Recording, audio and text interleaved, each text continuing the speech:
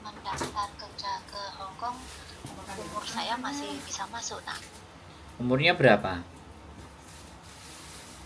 43. Waduh. Sampai 43 terus non.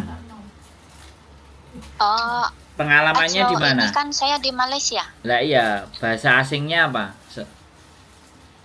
Di sini ada Inggris, Mandarin. Sampean bisanya bahasa apa? Di sini bahasa Melayu sama Inggris, Mas. Sampean bisa bahasa Inggris? Sikit-sikit boleh lah.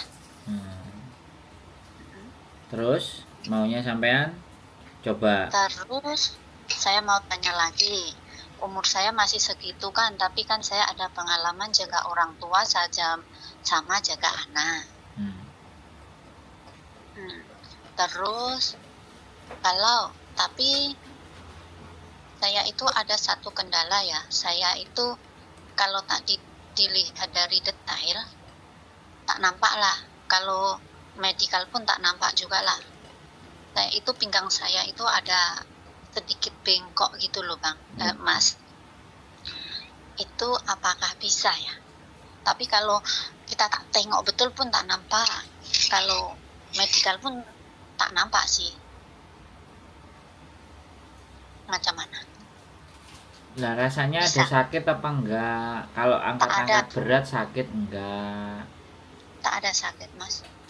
Oke, semua saya jaga orang tua, tapi kan kita jaga pakai korset juga lah. Soalnya nanti kalau medical check up kan ada ronsen ya, Mbak. Iya. Nah, tapi setiap kali saya sini medical buat permit pun lolos terus. Oke. Iya.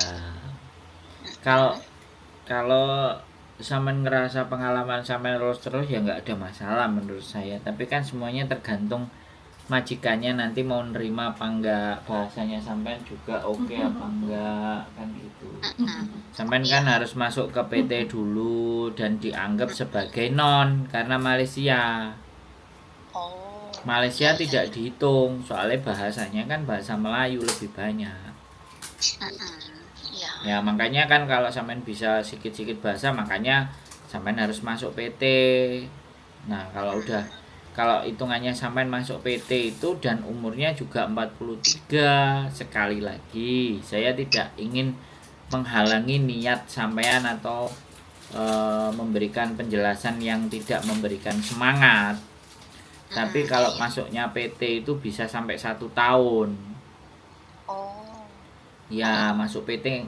Ya kalau sampean ternyata masuk di PT, selama proses di PT sebulan 2 bulan ternyata sampean bahasanya oke, pekerjaannya juga bisa jalan, dianggap sama orang PT itu bisa ditawarkan, kemudian interview juga cocok, ya itu kan rezeki sampean kalau bisa bisa berangkat 1 tahun 2 bulan, nggak sampai 1 tahun. Tapi kan saya bicara yang paling buruk 1 tahun.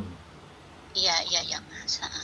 Ya kalau sampean mau ya sampean tinggal kapan pulang ke Indonesianya, saya kasih alamat PT-nya, sampean silahkan masuk. Oke. Terus saya mau tanya lagi, Mas. Satu lagi ya. Boleh, 5 juga boleh, 6 juga boleh. Maaf ini ini mumpung tak ada orang loh, Mas. Apa? Ini mumpung tak ada orang di rumah. Ya suaranya agak kenceng, Mbak. Powelan sampean. Aku nggak ngerti HP ku yang masalah apa sampean yang suaranya nggak jelas. Speakernya saya sudah bagi besar loh. Nah, dan saya itu kalau daftar kan pakai ijazah kan. Nah, ijazah saya yang SMP dihilangkan sama PT. Nah, kalau pakai ijazah SD apakah bisa? Ya nggak ada masalah. Tapi ijazah SD sama saya paspor semua beda tahun. Macam mana? Oke, gini. Kalau sampean mau masuk ke Hong Kong sekarang udah datanya disamakan aja. Sampean pakai yang baru. Pakai yang aslinya punya sampean aja. Paspor sampean masih hidup nggak? Apa itu? Paspornya masih hidup nggak? Masih hidup. Nah, kalau sampean harus nyamain ya sampean harus bayar tambahan, Mbak. Oh, begitu. Iya, Nanti sampean harus bisa lah. betulin. Heeh. Tapi kalau sampean misalnya paspornya udah mati terus mau bikin lagi dengan data yang ada di Indonesia yang sesuai, boleh. Lebih Kalau bagus. paspor masih 2 tahun lagi kan. Nah, nggak tahu sampean sekarang posisi masih di Malaysia atau pulang? Saya masih habiskan kontrak dulu. Makanya saya mau tanya dulu, Mas.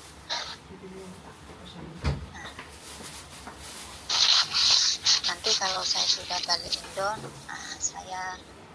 saya minta number itu ya Mas ya, number itu kan. Halo. Ya, Halo? ya. Jadi kalau sampean mau pakai paspornya sampean berarti ya harus ada pembetulan koreksi data. Ya. Tapi kalau sampean mau misalnya pulang Indonesia,